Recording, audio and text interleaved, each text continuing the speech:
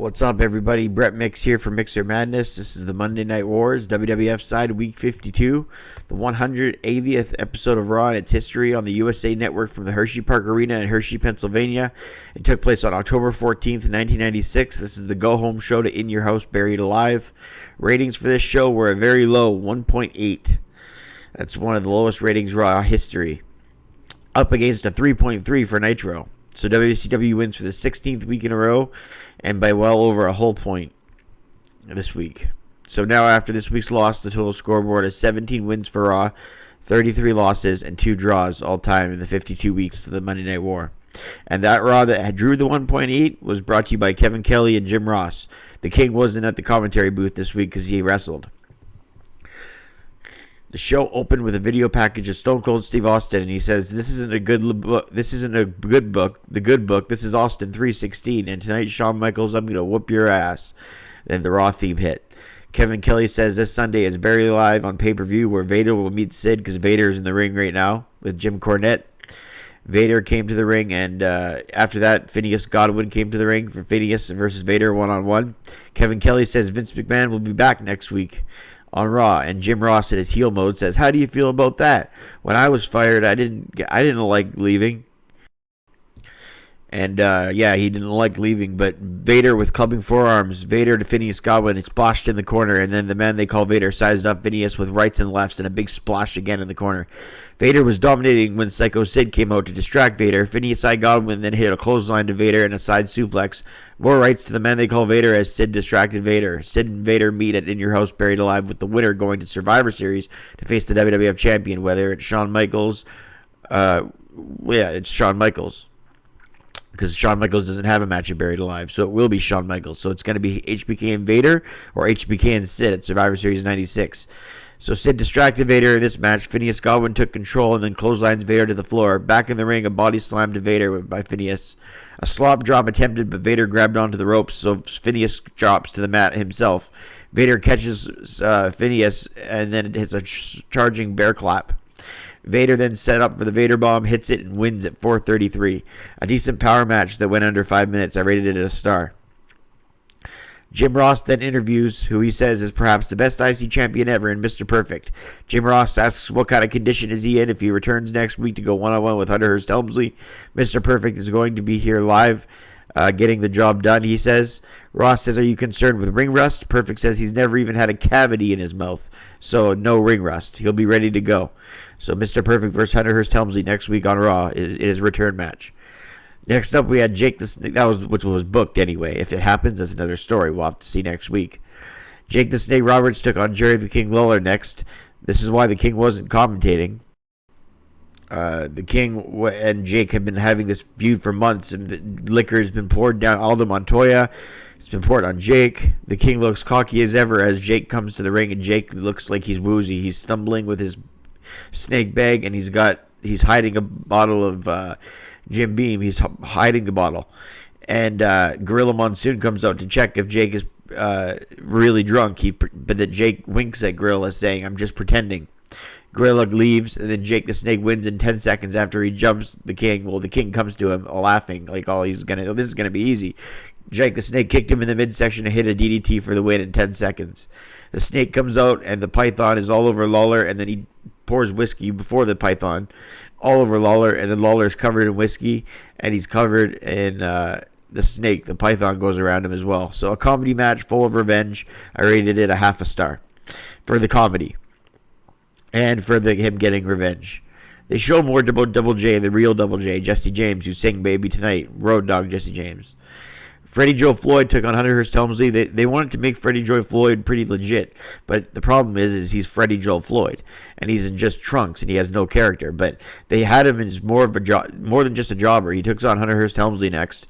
Helmsley's valets have always been stolen by Mr. Perfect, so what Helmsley does is he handcuffs his valet at ringside to the ring post.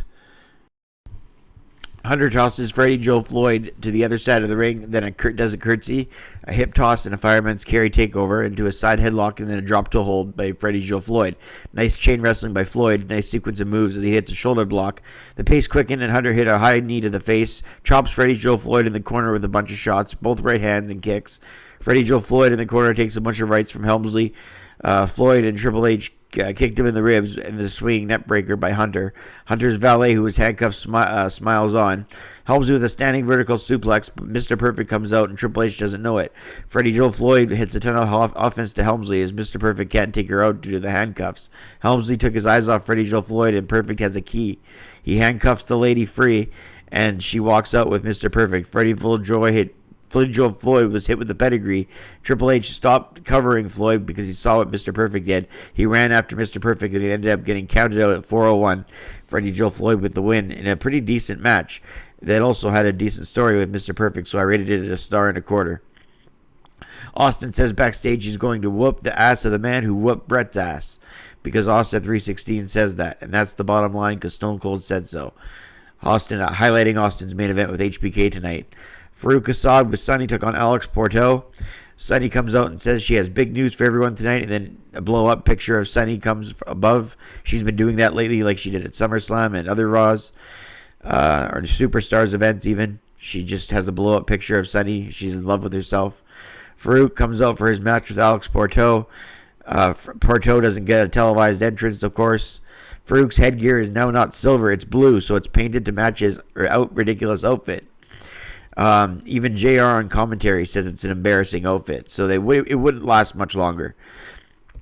Farouk with the Dominator wins at 152. I gave it a 0.5 star.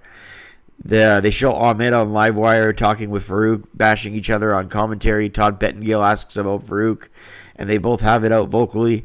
Ahmed says, I may come to your house tonight, and maybe the writers and McMahon got the Pillman Austin idea from that line by Ahmed. You never know. Like, some of the brightest ideas come from little side comments like that. You never know if that was the reason that they did the Austin Pillman home invasion when Ahmed says, I'm going to come to your house tonight, maybe. Earlier, there was a Mankind vignette for Buried Alive, and now there's an Undertaker one. Now we got Stone Cold Steve Austin versus Shawn Michaels with Jose Lothario. I always wondered why I never heard of this match, but after watching it, I understand. Not that it was bad, but it got interrupted before it could really get going. But even in the 5.5 minutes that it lasted, it was a sprint, I like to say. Less storytelling, less selling, just all-out moves, good action. That's what I mean by sprint. This is the last Raw Stone Cold came out with the Ringmaster theme because at In Your House Buried Alive, that's when he debuts the Glass theme. So this is the last Raw with the Ringmaster theme. After this, you'd have the Glass theme on Raw. Austin also has his new vest with Austin 316 put on it. Stone Cold written on the back. The version that he comes to wear in 97 is now on him. Austin slowly getting his act together. That would be such a fun rise that happens around Survivor Series 96 to SummerSlam 97. Then he becomes white hot after that, after his neck's broken. And the stunner to McMahon and everything else. There's a fun rise that happens month by month as he continues to get more over.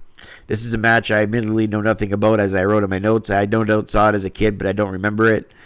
Austin corners HBK in a split screen as Vader and Cornette cutting a promo. Good chain wrestling by HBK and Austin. Drop toe holds, side headlock takedowns, kicking from the corner into a side headlock. Another split screen, so Psycho Sid cut a promo. Austin and HBK into a reverse elbow. Michaels off the ropes with a shoulder block. Austin with a Thez press. A series of roll-ups. Super kick avoided. Austin and HBK with incredible sequences. Austin drops HBK with a stun gun. That sets him up for the stunner, but HBK kicks out. Vader then interferes, and it's 2-on-1 as the bell rings, and it's over by DQ. I rated the match 2 stars and a quarter. Savio Vega came in with a save. That does it for the show portion of the show. The show closes with Sid coming to make the save, so it's 2-on-2 brawling as Savio Vega got stuttered and thrown to the outside. So we have Sid and Michaels against Austin and Vader, as Vader came to brawl with Psycho Sid. This episode of Raw, I rated a quality rating of 5 out of 10 because it was better than last week's 3.5 out of 10. A 5 out of 10 seems fair. The Eichels and Austin and Michael sprint, the progression of the Mr. Perfect angle, Freddie Joe Floyd and Helmsley was okay. The Vader Power Match Man was okay. Jake Roberts getting his revenge, and the progression of Austin's character was another big factor in me giving this Raw a passing grade. TV ratings wise, just a 1.8 and another loss to WCW, but a 5 out of 10, better than last week's 3.5 out of 10. So that does it for this week's Raw. I'm Brett Mix. Hit like and subscribe if you like these videos, and I'll see you on the next one. Thanks a lot for viewing it, everybody. I'm Brett Mix, and I'm out.